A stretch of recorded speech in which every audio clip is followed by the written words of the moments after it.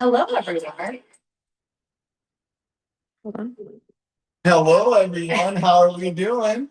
Thank you for joining us this evening on Let's Get Cooking. We have to just had to mute so we could not have to hear the reverberation. All right, one more time. Take two. Welcome to Let's Get Cooking. Yeah, how we doing, everyone? Now that we're getting into summer weather, which Don't say that. It's only February. I know, Stop it. I feel like it's a lot. It is a lot. So I'm excited to be with everyone tonight. Tonight we are making chicken piccata, which has really been around for a long time, and It's a one of very- my favorites. It's a very classical dish. Okay? Absolutely. It's very easy to execute. It's easy to mess up. So the fine tuning of it, learning simple techniques is what's going to allow us to do this in the best fashion as possible. Wonderful. But then the orzo, because that's just something I don't always cook with. Tell us about that. So orzo's a mess if you haven't worked with it before. The reason being is since it's teeny tiny little bits of pasta, not rice. Looks like rice, but it is pasta, which means the starch content is much higher than rice. When you put it in your pot, you have to kind of tend to it. Almost like arborio when you're making risotto. Okay. You have Makes to sense. you have to be attentive to that pasta because it sticks together. And once it sticks together, it becomes a mess. So it's very, very important that when you go to add it into our water, that we continue to stir so that way, as it releases the starch, you're able to keep it separating. It will separate a little bit after cooked, but we want to make sure it doesn't clump. Right. That would be good. Yeah, that's another piece. The other piece that's a key ingredient in this is the roasted pepper. So I don't know if you at home roast peppers. You should roast peppers. We don't do it often, so this Buying pimentos in the can is not roasting peppers. This for the full. makes your house smell wonderful, but also adds a very, very it's a bright element to the dish. So that taste is very vibrant. Okay. Awesome. And that roasting the pepper, it's not a hard process, but it can be tedious, right? So there's a key factor to it. You want to roast it. If you have a gas grill, which has a flame, you're golden because it makes it a lot easier. If you don't and you have to broil the pepper, you got to tend to it a little bit more. Okay. Good to know. All right. So first and foremost, if you've joining us for the first time, we want to make sure all our mise en place is ready. And if you are joining us for the first time, mise en place means what? Everything in its place. Everything in its place. That's correct. Because if everything is in its place, it makes it easier as we operate through the kitchen. Absolutely. Because as you join us for future classes, they sometimes get a little hectic, don't they? A lot going on. Yeah. All right. So chicken piccata. What we got here is we have some chicken breast. It has been rinsed. It has been semi-cleaned. I got a couple clean. I'll show you guys how to effectively clean and butterfly those breasts, the easiest and most effective. We got fresh lemon, fresh basil, some garlic, and of course our favorite, shallot. Yes. We do a lot of cooking with shallot because it adds a very, very solid flavor to the dishes that we cook. So not only onion, but that.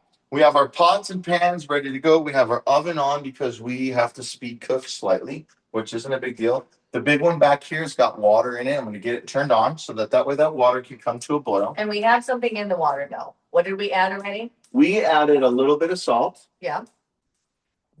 And we're going to add a little bit of oil. And the reason we add the oil is not for what? To help the pasta from sticking to each other. It's help to clean any dirt of our pasta to the oil. And that molecular structure that I know nothing about because I'm not a chemist or a biologist or anything. I'm just the guy that cooks in the kitchen. But I learned that there's dirt particles on pasta. So that's what that really does. And the reason it doesn't help it stick to each other as it's cooking is because water and oil don't mix, right? So it doesn't really do anything. But it does clean the dirt. So that way you have nice clean pasta when you drain it and rinse it. The key again with orzo is stirring it as we go. We got a pot here that we're going to make our roasted red pepper sauce to add to our orzo when it's done. And then we have a nice oven safe skillet here. You want something that's nice and large because we're going to sear and then we're going to remove our chicken, make our sauce, put our chicken back in, and finish it in the oven. Okay. This is a nice dish to do in the middle of summer because you don't have to You don't have to have your oven on. Depending on the thickness of your chicken, you can do everything on the stovetop, which allows your AC bill to remain low. And if you've lived in Arizona long enough as I have, that's a key component to a successful dinner, right? Yep, absolutely. Okay. And then we're gonna make a nice lemon cooler cocktail. No, Always fun. mocktail, Mocktail. because we're on the trend of mocktails. Just because it doesn't have any alcohol doesn't mean it's nice and refreshing and tastes delicious. But we'll show you what you can add to it just so that way, in case you want to spice it up a little bit, or what do they call it? Add a little more courage to your drink. We could do that too. We can do that too. All right. Okay, I have our oven on. It's at nice and 450, just so that way it just speeds up our process. 350 will be just fine. It allows the chicken to cook evenly, and we won't. It just, if you have your temperature higher, potential of burning it is greater, but monitoring it, lessens the cook time. That's a big factor too. Especially hard stuff, yeah. Exactly. All right, so we're gonna do a roasted pepper on the open flame. I promise you, you don't need a fire extinguisher for this, okay? You will need some tongs. So you want to make sure that this gets nice and hot. And you're going to stick this guy right on there. Yep. Mexican thing. It's a what? No, this is an international thing. But in some cultures, it's a Mexican thing. There's that. And all we're looking for is we're looking to blister the skin, okay? When we do this process, see the blister of the skin? Oh, yeah. That's what we're looking for. The reason being is we want to peel the skin off in order to not have that thin graininess to our roasted pepper, okay? So if you were to do this in the oven on the broiler, I would rub this down with oil, same concept, get it as close to the broil point as possible so that way you can maneuver the skin. It's not a bomb, I'm Beth. feeling like It's not pop gonna on me. blow up. My goodness. You watched Mission Impossible last night, didn't you?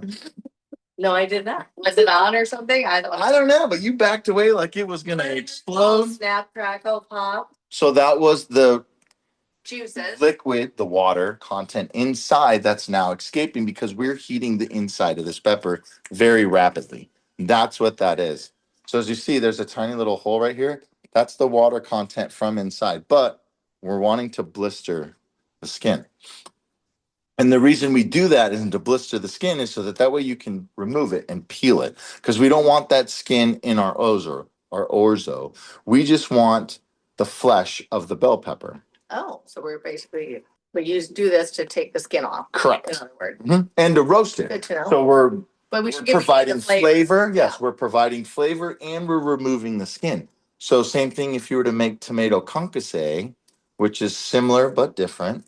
Same concept as far as removing the skin, because the skin of a tomato is rough, right? Yeah. Thick. So we want to make sure that we're able to capture that. No one said my oven, my cooktop's gonna be clean after this. That's what the other thing.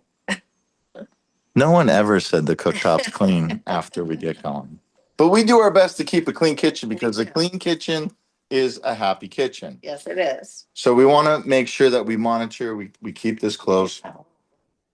Yep, that's what's good. And you see how it's blistering. We can already start to smell right here, can't you, Beth? Yeah. Nice roasted flavor. You can do this outside on the grill. I was gonna ask you that. Yep, it does no Grill. harm to that. Once you got the grill on, it does good. Again, this is the quickest, fastest, easiest way to do it. If you don't have the open flame, you can go ahead and throw it in the broiler and still get the same flavor profile. Okay. As long as we're I smell it. I mean, I definitely smell it. blistering the skin. Yeah. And what we're going to do after this is we're going to place it in a bowl, then we're going to steep it. So we're going to cover it with plastic so that way it steeps, which makes the skin easily removable. Yeah. Excellent. So as you see, all we're doing is just getting that blister. Yeah, it looks charred and burnt. But again, if we pay attention to the texture of the bell pepper, it's still nice and meaty, which is what we're looking for. And you can see how the skin's starting to flake Yeah. away right away. See Oh, yeah. that?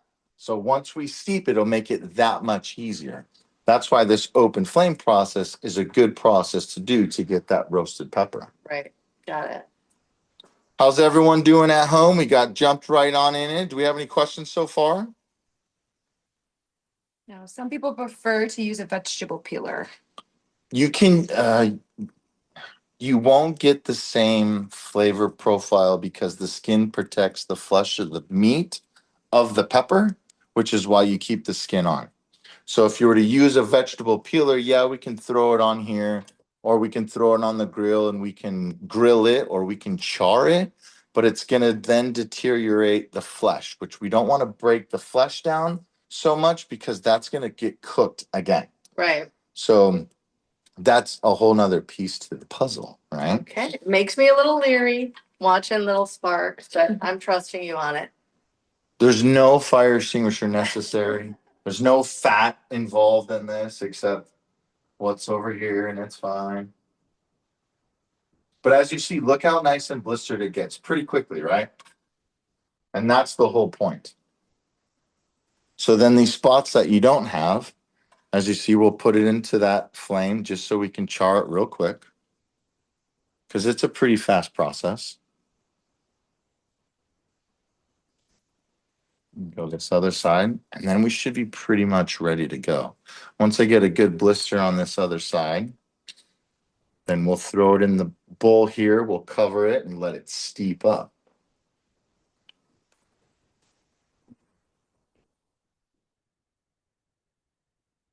And you can see that the flesh is starting to soften up a Oh, little, yeah, for sure. right? Yeah. And as it steeps more, it's steaming inside the bowl. Right. So then it's going to soften that even more. And that's the big thing.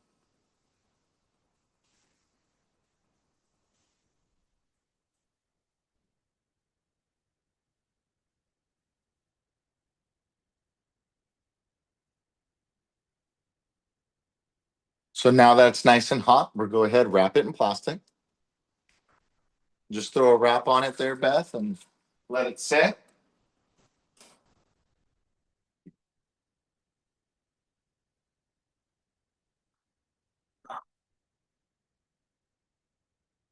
Perfect.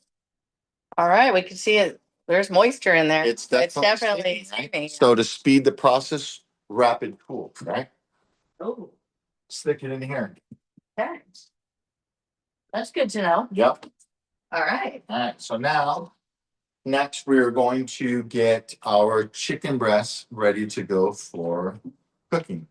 Now, I've got 2 breasts here that I'll show you how to get going. But we've butterflied them so they're nice and thin. Absolutely. Cooking process, super fast, really quick. I would recommend butterflying them so that you have a fillet like this or a cutlet, so to speak, Okay. that's this big, is because this cooking process is going to be fast. Also, it lessens the cook time. If you were to cook a chicken breast like this, thick, to finish it in the oven, you're talking 12, 15, 18 minutes. Depends on how long we sear it. And especially if you have these smaller ones, it's hard to cook the two together. Well, and again, if we were to only do this, the end product is different than if we do this. So this is the process we want to do because you'll notice the difference of the dish when it sits at the table. And that's a big piece to it. Got it. So what you do is you'll see there's a little fat line here. You can cut that guy right off. Real simple. Okay. This one here, there's that knuckle meat that's right in there. How do we get into that, right? So typically there's a piece of fat out here, and I'll get in there and then I'll cut straight down to it and then find where it ends and then just cut it out. Okay. Because this you're never going to chew. Correct. Are we losing meat? Not really, right? So that's a big piece. Cleaning chicken is important to the dish. Some people don't understand it, or some people don't. If you're grilling chicken, doesn't really matter, but whoever gets this piece here, they'll understand it. So I try my best to always take that out. Makes sense. You don't want to get a big chunk of something you can't even chew. Well, right, again, so this bloodline right Yeah. here, that's right on the bone. You'll never be able to chew that whatsoever. So again, what we'll do is we'll take that. We're going to cut right alongside it. We're going to follow that right down to where that knuckle meat or that ligament ends, and you saw where it ended there, Yeah. and then Cut we're it just right off. gonna cut it right out. So then that way, now we have a nice clean chicken breast. Perfect. And if there's that fat that's over here on the end, we can take that guy off too. Got it. In our process, what we're doing, I would try to take as much fat off as possible. Mhm. If you're putting it on the grill, these little pieces of fat like this aren't really gonna matter because they're gonna cook off, Right. right? So 2 ways to go about this. We'll do this way first. What I typically do is I will hold the chicken breast upside right as such, or on its side, and I'll find the center point of the fat piece. Hold it in the middle, the center of my hands, and then I'll hold the chicken breast as I go down to stand it up more. So that way my knife never moves, but yet I create a nice butterfly piece. That's pretty Pretty even. symmetrical, Mhm. right? And that's what we're looking for. Another route you can go is you can take it from this way and you can cut your piece in. This one, you have to be a little trusting of your own knife skills. But then, even once you get to this point, I still stand it up because you have more control over your blade and the chicken breast to then create a more Definitely looks like it's easier. symmetrical cut. It looks like it's easier. It seems more difficult to do it this way, as opposed to once you hold it and you start, it's easier then pull the knife down. That's what I meant. Chicken Your breast. first way seemed easier. Much easier, Yeah, right? Yeah. So now we got some of that. Perfect. Interesting. We learned something new always in these classes. I love it. That's the whole point of it. That is funny. How's everybody doing out there? You guys getting started? Are all your meat and pastas in place? You have your chicken ready? Because we're gonna get going here. We're rocking and We're rolling. rocking. All right. So next thing is next. And what we're gonna want to do is we're gonna want to get our sauce going for our orzo. So our water is just about to boil. That's fine. We're gonna let it do a thing. Orzo takes roughly about 10 minutes. So we want to make sure that we get this sauce going. We're gonna saute, and then we're going to reduce a little bit because we want to peel our pepper and put it in here to then create the rest of it, right? Awesome. Yep. So we're gonna take some shallot Perfect. and take a little bit of garlic.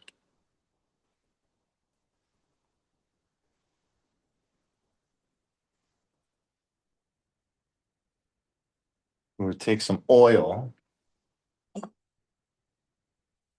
little olive oil, avocado oil. Your preference is okay. All we're doing is gonna saute. All we're doing is trying to break this down. We don't want to. We can get caramelization. Won't matter. It's just going to add a different flavor profile. So the slower we cook it through or the faster changes the profile that we're doing. If we added more caramelization by cooking it at a higher temperature for less time, would go along lines just fine because we already added a roasted pepper. So we've already started that technique of roasting, the caramelization. Got it. So then the flavor profile will blend together. If you did less, it's not really going to make much of a difference. If we were just adding the bell pepper without roasting it to this, I wouldn't try to caramelize this as much. Got it. Okay. Because you'd want to saute it all together. And again, that flavor profile is something different. Absolutely. All right. We're going to let this guy roll and do its thing because we're going to come over here. We're going to get our pan going for our chicken. So right here, I have some flour. Just got some salt, pepper in it. Just nice, light season, nothing crazy because we're just going to dredge this. Okay. Flour, salt, pepper. 3 things. That's it. And again, we're not breading it. Okay, we're just dredging it. There's a difference. When we bread it, we want to do the standard breading procedure: flour, egg, breadcrumb, Yeah. to create a thicker crust. That's not what we're trying to do here. We're just trying to create a little crispiness and a little more texture to the chicken breast itself. Got it. If you're allergic, or excuse me, if you're celiac, gluten-free, you can use almond flour. It'll be just fine. rye flour. If you don't want to use flour, you don't have to. You want to grill your chicken and make the same sauce, it's all the same in relative, so you'll be okay. Got it. These guys are cooking good. I'm gonna turn them down just a little bit. All right, so here we're gonna use some of the Valley's only olive meal from Queen Creek Mayor Lemon. And the reason being is we're gonna add lemon to this. So now all we're doing is adding to our dish and supporting our local providers. Okay. Ah. Nice. Ooh, you smell that lemon right away, Yeah, can't I you? know, which is infused lemon, in there, Yeah. which is amazing. So this guy, all we're gonna do is take our chicken breast. We're gonna do a nice dredge. And remember, when we do this, we don't want to overcrowd our pan because we want to be able to maintain that crispiness.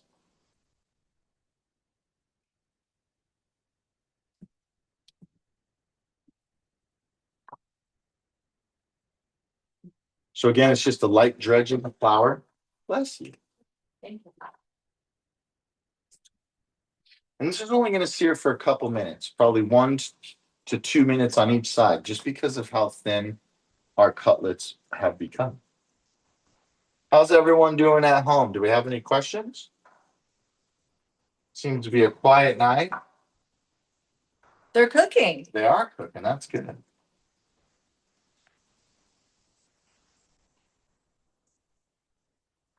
Julie says she's trying to catch up. That's all right.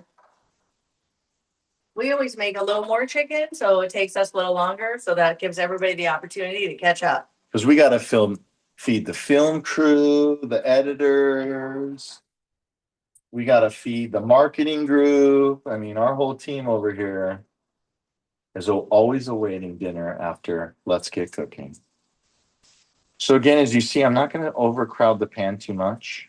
We want to make sure that there's plenty of space in there. So question, Yeah. when you want to when you use dredging to make your chicken and you're not making a crust, but you're just getting a little crispy on the outside, what other applications would we use this for? Like as an example. Eyes, veal parmesan, chicken parmesan, So use it chicken instead of putting, marsala, okay, right? When you do, again, all this is just a dredge. right, which is, you So know, there's not, yeah, you think there's not- more than that, but you don't maybe. no, because there is a crispness to it.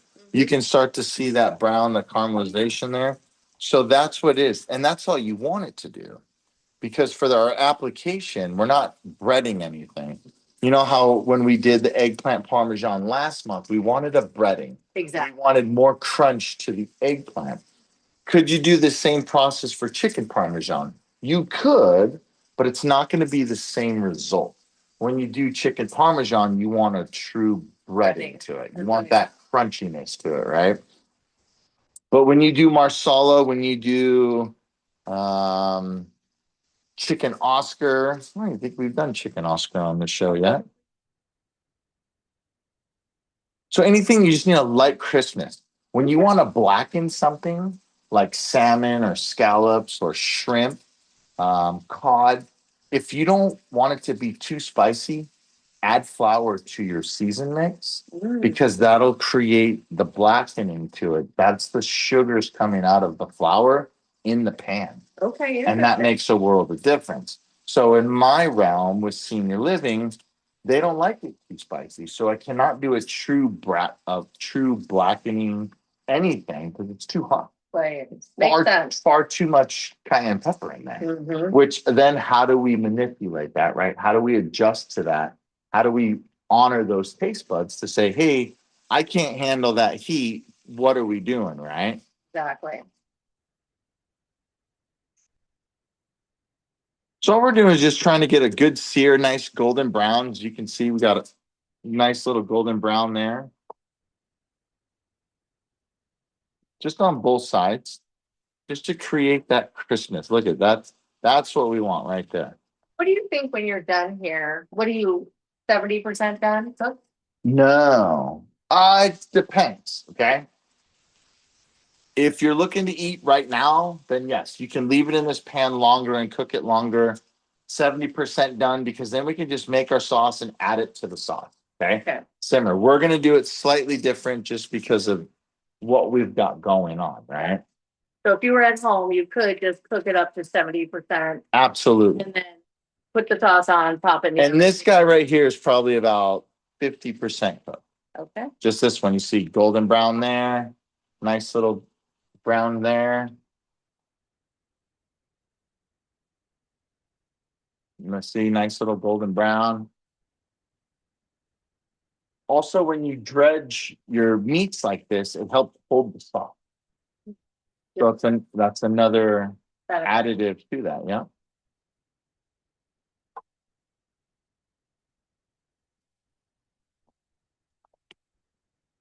Do a little more oil.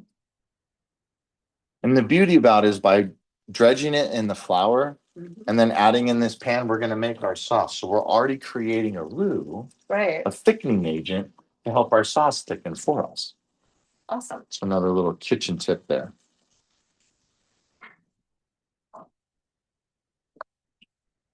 How's everyone doing at home?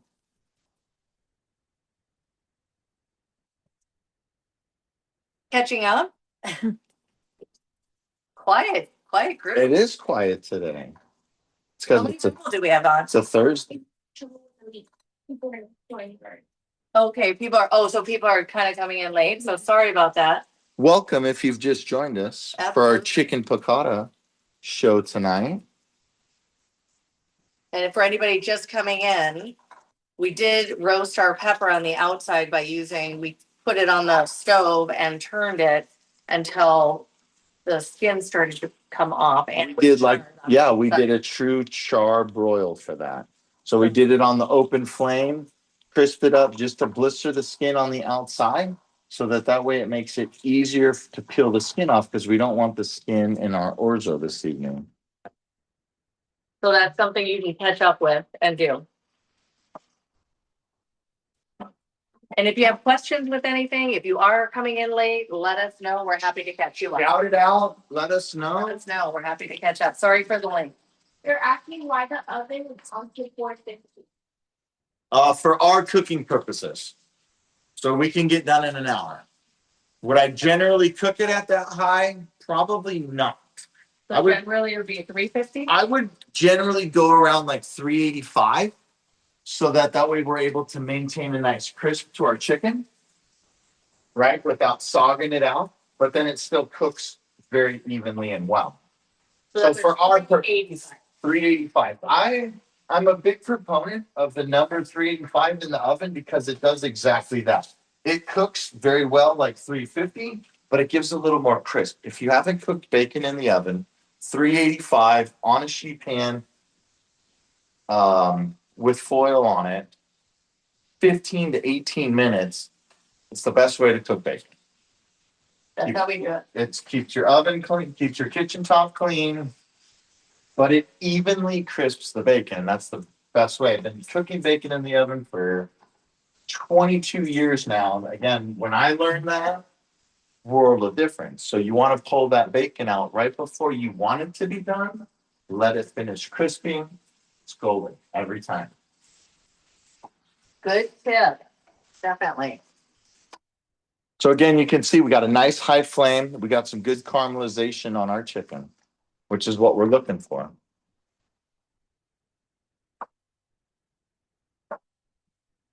So we're gonna cut this off, so that way we can pull these out, because we're gonna add ours in slightly different than how they would at home, just because of how many we're making compared to what they're making. So again, as you saw, 4 chicken breasts is now 8 dishes. Yep. Okay, so that's one thing to remember that. Go ahead, caller. Does the bacon splatter all over the oven? The bacon will splatter in the oven, yes. Enough to make a huge difference? Not really. Okay, that all depends on the thickness of your bacon. The thicker the bacon or the more fat of your bacon, the more splatter. It's in a controlled environment, which it doesn't splatter as much as it does on the stove top, which is a big piece because the direct heat in the oven, it's an ambiance heat. So it's cooking from all the way around, as opposed to when you do it in a pan, it's only direct heat. The heat's only coming from one source, which is above. That's what causes a lot of that popping. Good to know. And the water content being released from the bacon. We make it in the oven. It's not that messy because you have the foil on the bottom. I'm not seeing the big splatters. No, Okay. no, and it cooks very evenly. Yeah. And you get a nice crispness, and it's exactly what you're looking for. Really. All right, let's Sauce. let's get that rolling. Oh, that's looking pretty good. Yep. So that we turn that down to be a nice simmer, which is exactly what we want. So anyone joining us late, we put saran wrap over our roasted pepper. Then we put it in the refrigerator to speed up the process. Steep To steep. to steep it, right? And when you steep it, you're steaming it and cooling it at the same time, just like your tea, right? Makes sense. When you make tea, you're allowing the moisture to stay inside. But what happens is it allows the release of all your flour and all your herbs that make the tea, right? So if you'll But you notice, see a lot of juices in there too, so That's you can water. definitely see water. Yep. so this is a pretty simple process. I just like to cut it down so that I can open it up, so that way I can take the seeds right out. Okay, we'll get rid of this water because we don't need it. We could put it back in the bowl and throw it in. This is what's so nice about this process. Look at this.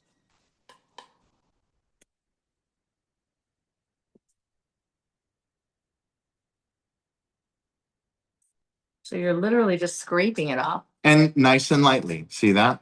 So remember what I was saying about keeping the integrity of the bell pepper. As you can see there, look at the bell pepper, still pretty firm. Yeah. So all we're trying to do is blister the outside. And that's all we want, because we want to take the skin off. We don't want to deteriorate the flesh of the pepper, because that's what we want in our sauce. And if you leave some on, it's not a big deal. We just want to take most of it off because we don't want our sauce to be bitter. If we leave a lot of char on there, then our sauce could be bitter, and that's what we want to stay away from. So if you got to cut this down to make it easier to scrape.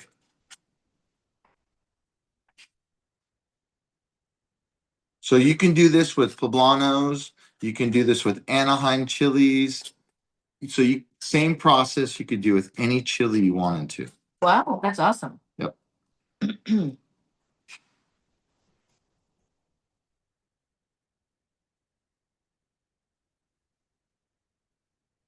This is our technique.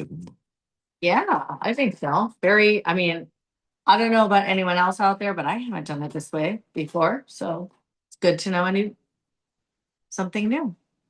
It is pretty easy. If you want to not use your knife, if we would have charred it for just a little bit longer, you can turn your water on low and you can peel the skin right off. I prefer not to, just because I don't want the water destroying any of the pepper. For me, this is the important piece, and you can feel. If you feel that, Beth, still Oh, pretty yeah. firm, Oh yeah, very, right? very. So that's what we want it to be. So we're just going to dice this down. Nice small dice.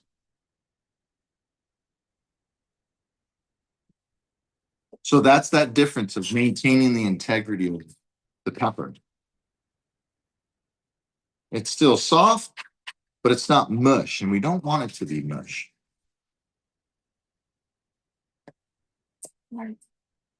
So we're going to take all this. We're going to go ahead and we can add this right into our sauce there, Beth, and we can turn our sauce up Dump just it a in. little bit here. You go. Mhm. It's going in with my Your shallot. shallots and your garlic, yeah. Oh. Dumping it in. Getting all the good stuff. All right, turning it up, We can Please. turn it up, Tanya. or you leave it up or on. Yep. Just a little bit up, it's fine. Are we gonna reuse this? We may, I don't think we'll need it. It'll be fine. All right, so now we want to get our It smells delicious. piccata sauce going. So using the same pan that we did right here, and you can see, look at the integrity of Oh, I of know. that It's pepper, right? still really, That's what we're looking for. it smells delicious. So in the same pan that we seared our chicken, we're gonna turn it on. We're gonna do a little more oil. And since we're already supporting Queen Creek olive meal, we're gonna go ahead and Awesome. continue. And the only reason that this lemon worked perfectly is because that's exactly the flavor profile. So a little garlic, a little shallot, just to enhance our flavors, okay? We're gonna need some lemon zest and then we'll need some lemon juice. So if we wanna zest our lemon. Remember, when we're zesting our lemon, we only wanna take the outside, so we do not want any of the white or the pith in there because the pith is bitter. Remember, that's a lot of love, so don't forget about that. So I just love the way it smells when oh, you it's do so this. vibrant, When you right? get the zest, it's so amazing. Oh, love right there. Okay, so we got a saute going.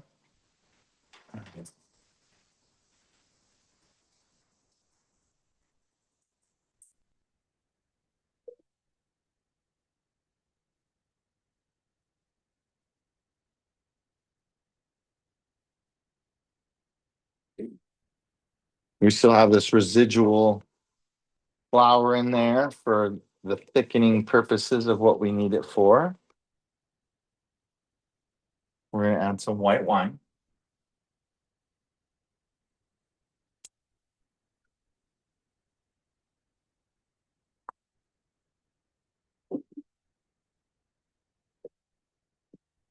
That just smells so aromatic. Yep. And when we add acid to our pan, we deglaze it. So we release all that fond, right? All that love that's already been created, all the sugars that have been released from what we've been doing so far. You want to let that go just a little bit.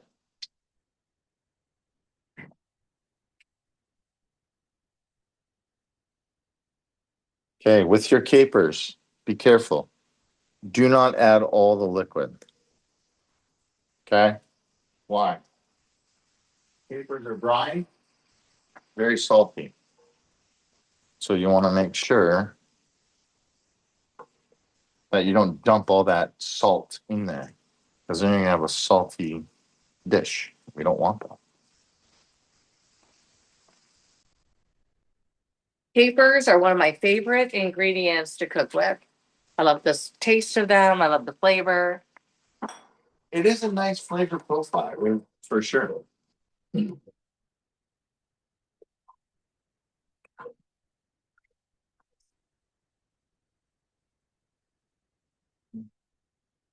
we let that go just a second.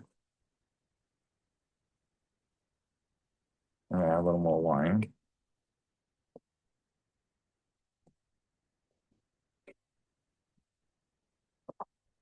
Add a lemon zest.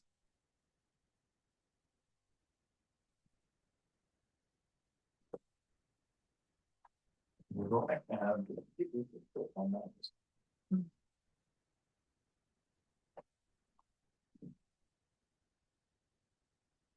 How's everybody doing at home? Are you guys caught up?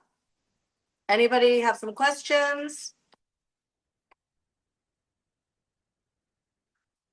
So I'm cutting our lemons into wedges. These are going to be our garnishes. Oh, Okay. perfect. So we have a nice fresh lemon squeeze as you get your dish and garnish. Nice. We're going to put this lemon juice right on in here because there ain't no reason to waste it.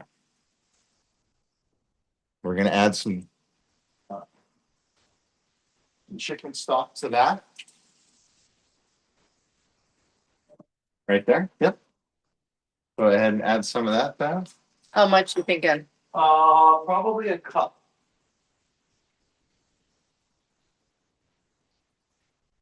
That much? I'll do a little more. A little more. She's learning how to add a cup without measuring. I know I have to measure everything. She's learning. She's learning. More? She's doing good. No, let's leave it at that right now. Okay. Because so what we're gonna do now, And we always try the box versus the can, more fresh. always. So remember. that. Let's add a little more. Okay. Because remember, we're gonna put our chicken back in there and we're gonna throw it in the oven. So keep going. Probably like right there. Should we go? So what we're gonna do is we're gonna bring this to a boil. We're gonna put our chicken back into that. We're gonna finish our chicken in the oven. We're gonna pull our chicken out and then we're gonna mount this sauce with butter. And when we mount the sauce with butter, we add cold butter to it, which means it thickens it because the butter's cold. And that's a huge piece to finishing dishes or sauces.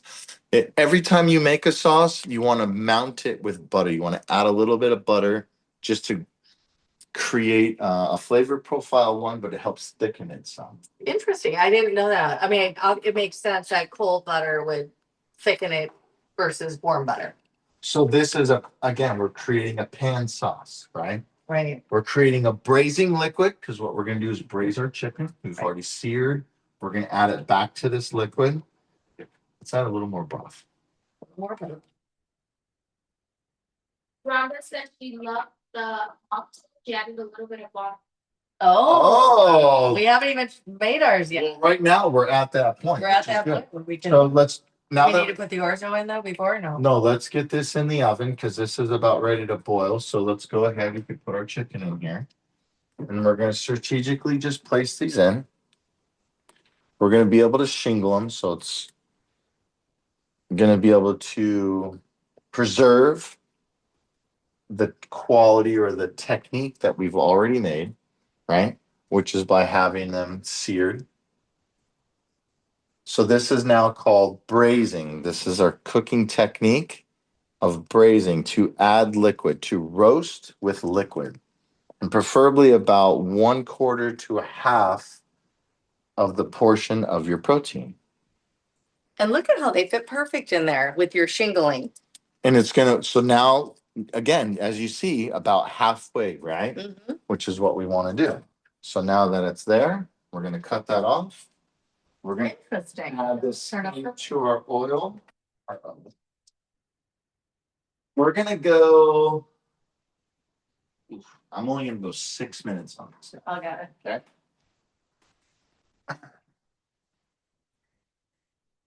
Julie's still stuck at the pepper. She got all the charred bits off. What's next? Dice it up. Make sure that we deseed it. We want to make sure that we're gonna make a small dice, as small as possible. So what you would do is you would take your pepper, cut it into strips, and then from there you would then dice it up and then add it to your pan with your onions and your garlic.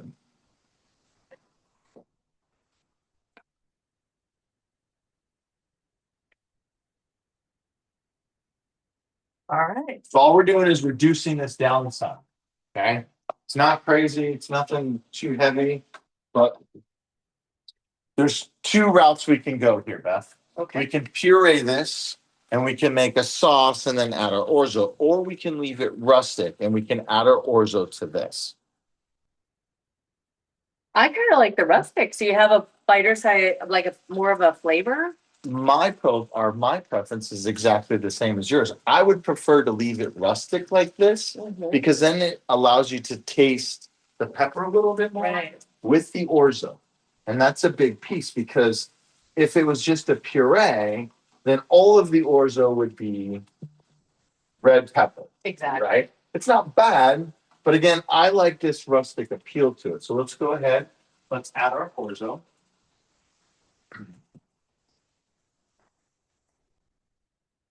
Remember, a lot goes a long way. I was gonna say it's in a very small box.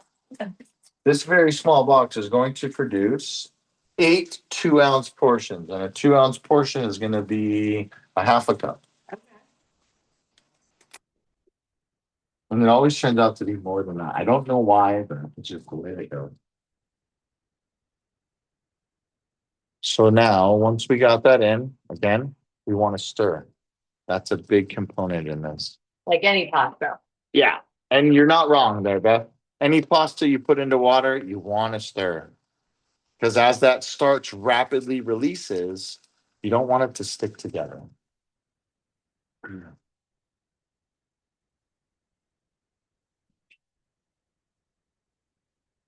right, so if you want to grab a little bit of that wine there, Beth, add it right on into the bell pepper.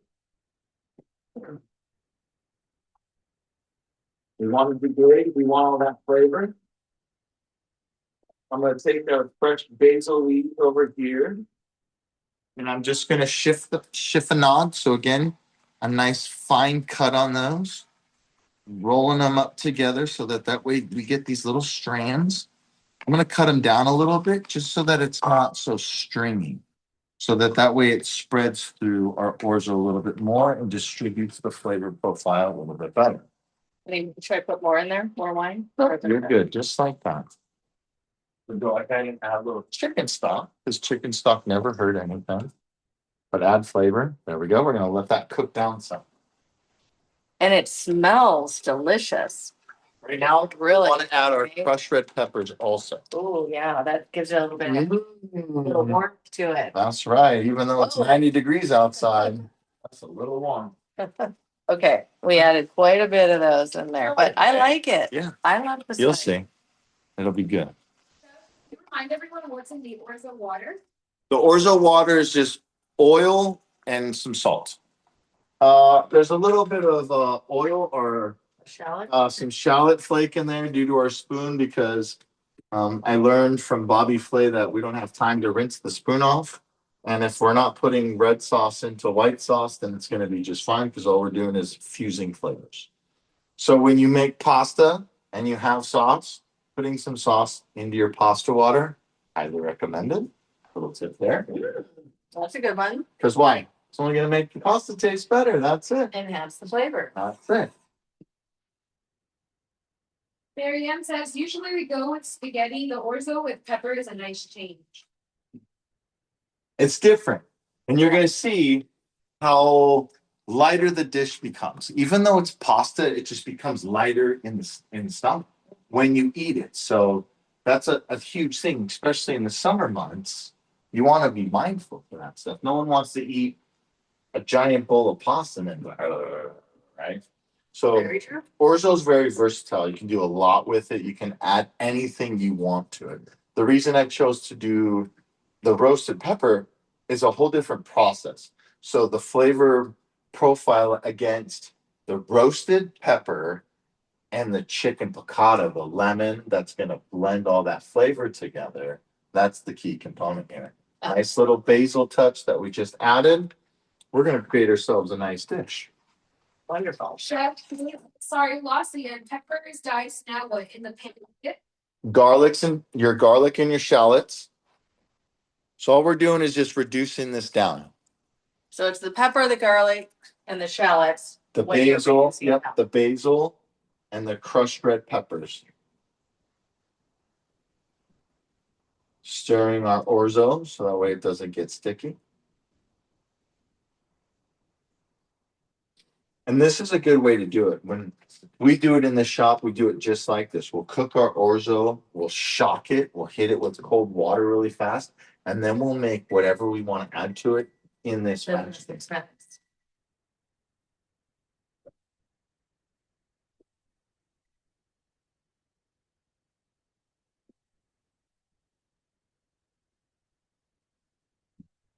Wow, that looks delicious. Let's swap this out.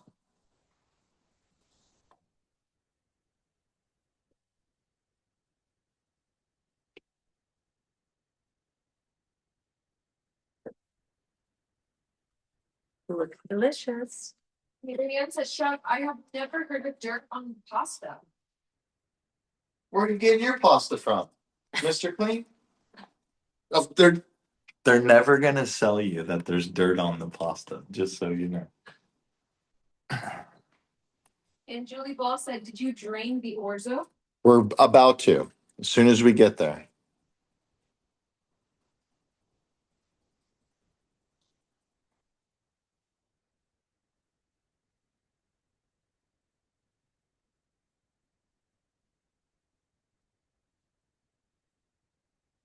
Trying not to ruin our project here. Right, it looks delicious, and now I'm learning we're gonna thicken the sauce now. Well, and you can see how much it's thickened already, Absolutely. right? So from the flour of our chicken. So now we can turn this guy on.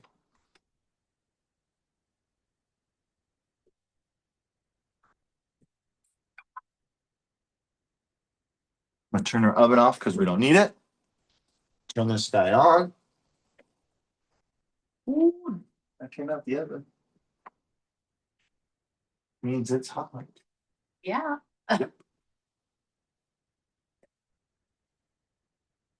So our Orzo usually takes around 10 minutes.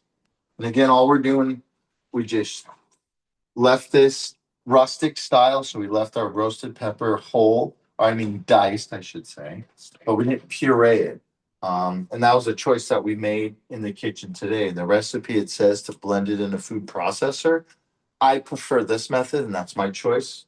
As our host here said, she prefers it that way also. Okay. So we're gonna run with that, just because it's a different thing. I like to get the bits of pepper when you're eating it, right? As opposed to it being a sauce, it's now a pepper, right? So we didn't puree it into a sauce, even though we made a sauce out of it. And I feel like it's different because we're not having pasta on it. I mean, we are having pasta, but it's orzo versus just a pasta. It's so. totally different, Yeah. exactly, right? So again, what are we doing?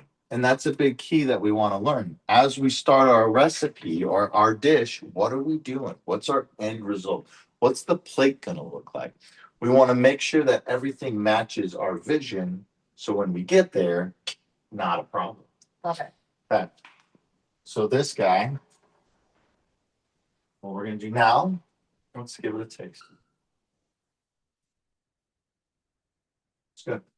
I say a little salt. I add with that. I say we're gonna add a little bit of this chicken stock to it, not by much, just a little bit. If you want to crack some salt in there, Beth.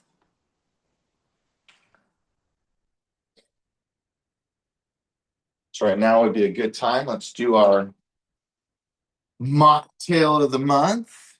This one's super simple, super easy.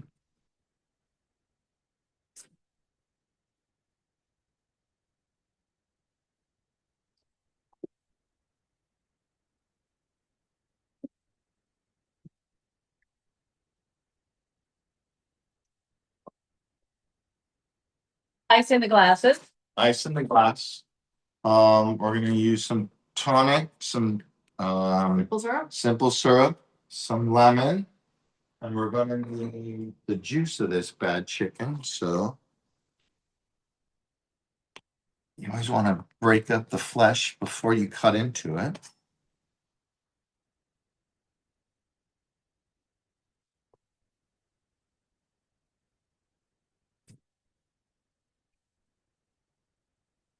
Make sure you're using your nice handy dandy hand strainer. So I didn't see any seeds in it, so should be good. Nothing quite like fresh squeezed. No, It's all the it's- same. It's the it's- best. yeah, I mean, you'll notice that difference right away. Absolutely.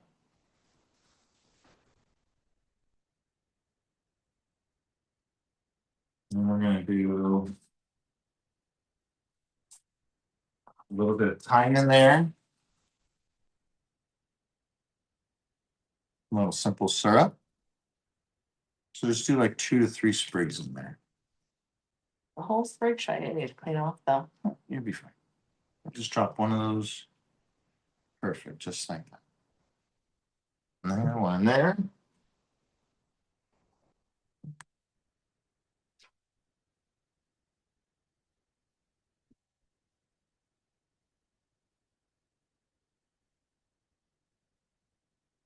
Checking our orzo, you can see how nice and fluid that is. So remember, when you cook pasta, the more water you have, the less likely your pasta will stick together. So you just want to make sure that you keep an eye on that as well, right? We're going to turn this down just slightly. So we don't want it reduced too much.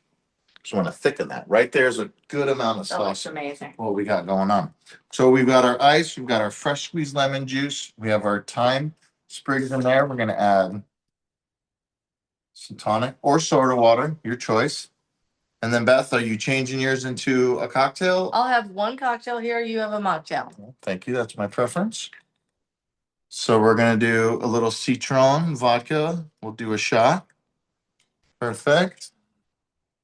A little lemon. Perfect. Go with the whole thing. I like that. Absolutely. Mm. And you can use soda water also. So if you don't like that bitiness of the tonic, no big deal.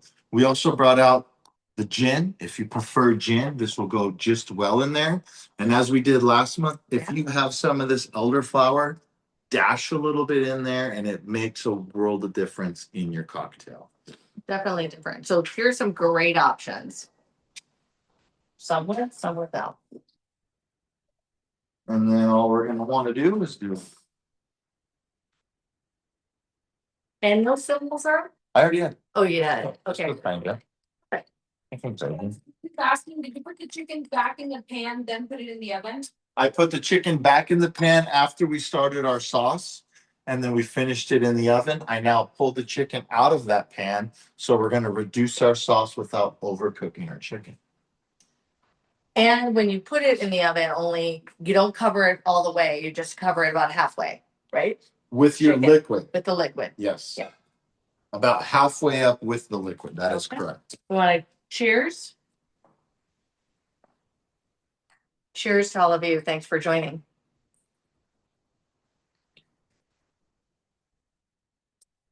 That's great. I don't even taste the liquor in it. That's very good, isn't it? Yeah. Nice and refreshing. And 3 ingredients. I know, easy to make and great summer drink Yeah, as we're absolutely. approaching 90. No, we made it today, I thought. I thought it was supposed to be this weekend. See, it already happened today. That's just crazy. Yeah. All right. So again, as we're learning, you can make refreshing drinks that don't have alcohol. I know. And it's such a trend right now. popular. Yeah, it's such a trend right Did now. I'm on the wagon, so yeah, it's absolutely perfect. I love it. All right, we're gonna need to strain our orzo here, right? It's always a mystery in our household. Where's the strainer in? Go that way. Because everyone puts it in a slightly different spot. One more up. There we go. The last drawer.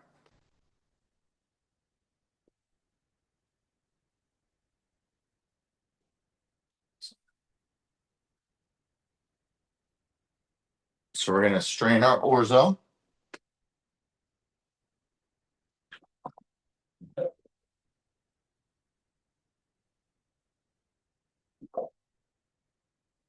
We're gonna go directly right back into this pan, just because we're going to our love right to it. Since we wanted to keep it rustic, go ahead, add it right to it. Love that. And I love that we're gonna have color. Mhm.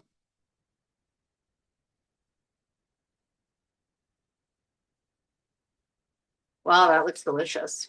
So again, leaving that, now you smell that flavor, Yeah, right? smells delicious. All that roasted pepperness. So again, if we would have blended it up, it would just mask the pasta and it would just be all bright red, right? But leaving it like this changes that. So now I prefer a dish to be like this because then it's more robust. So when you get that bite of pepper, your taste buds say, wow, there's that roasted pepper. Absolutely. If we pureed it, everything would taste the same. Right. So that's the difference in Yeah. the way that we execute, right? Absolutely. That's the beauty of that. All right, so now we're gonna mount our sauce. Oh, I love that. Actually, we're gonna add a tiny bit more chicken stock, just because we let it reduce a little too much, which is okay.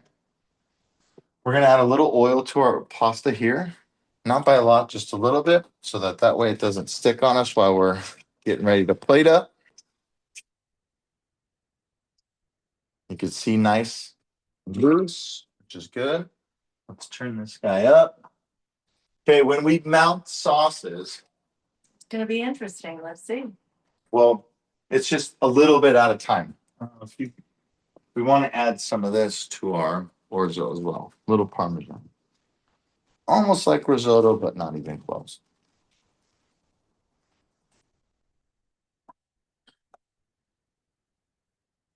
Just to add a little more flavor, a little more salt content. So since we didn't add a lot of salt to this, there's our component. If you've joined us for the seasons, you'll notice I don't add a lot of salt to the dishes because I try to incorporate the ingredients that have those profiles to it. It all just depends upon your personal taste profile. What do you prefer?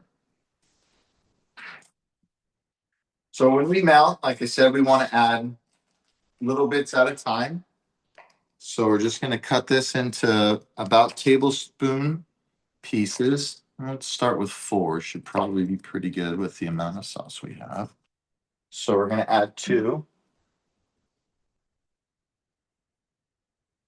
We're going to cut the heat off. Chef, someone asked, did you skip the blender part and just put it in the pan with the peppers? We chose to skip the pepper part in the blender is because we wanted to keep our pepper into pieces as not puree it. So we wanted to take a different approach to the dish tonight and not mask all of the pasta just to be one flavor. We wanted to make sure that when you get that bite of roasted bell pepper, that you were actually tasting that roasted bell pepper as opposed to all of the orzo tasting exactly the same. You could do it either way. You can do it either way, yeah. So the recipe he wrote had you Puree. pureeing in. We just chose not to. So you saw as I added that cold butter, thicken up the sauce. Yep, absolutely.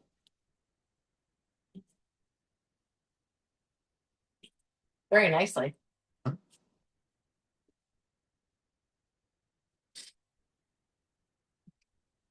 So then, for our pickup purposes, Looks delicious.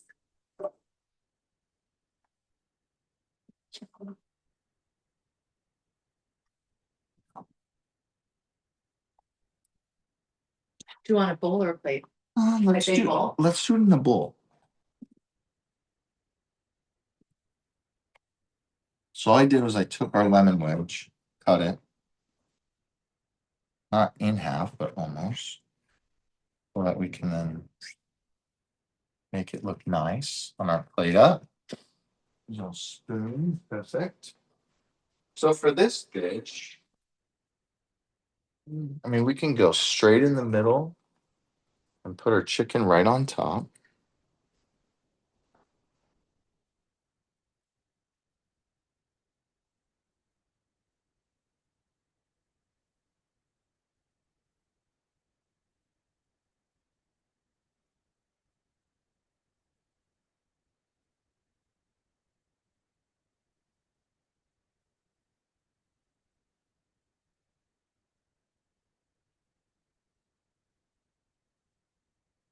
Oh, that looks delicious.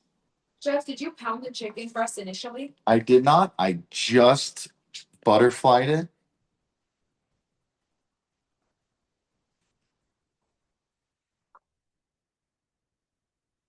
Amazing.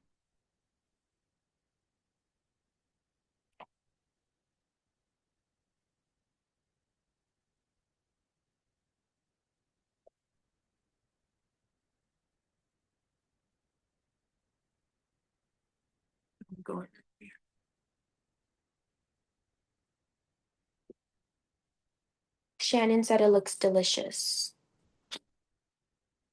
So then utilizing all of our goods, right? So there you go. We have our chicken piccata with a nice roasted red bell pepper orzo. That looks amazing.